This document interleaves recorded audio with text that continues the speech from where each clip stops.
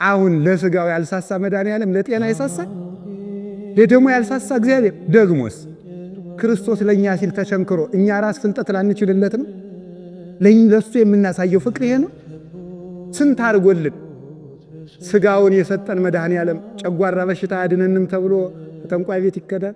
የምኞታችን መቃብር የበዛውን ማየት የሚችል አይን አተናል። በእውነቱ እንዴት ያለ ጸጋ ያለን እኮ መስላችሁ እማምላክት እንደኛ ያለ ባለሀብት እኮና ባለጸጋ እኮ የለም።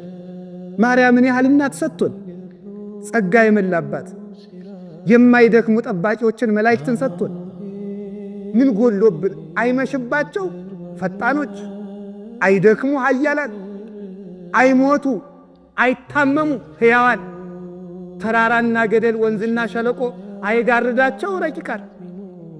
ይህንን ሰጥቶን ከምግብ መርጦ ስጋውን ሰጥቶን፣ ከመጠጥ በላይ ደሙን ሰጥቶን፣ ከልብስ መርጦ ራሱን አልብሶን፣ ከሀገር መርጦ መንግሥተ ሰማያትን ሰጥቶን፣ ከሰይፍ መርጦ መስቀሉን ሰጥቶን፣ ከጫማ ይልቅ ወንጌልን አጫምቶን፣ ከልብሱ ቀዶ የሚያለብስ ቸር ሊገኝ ይችላል።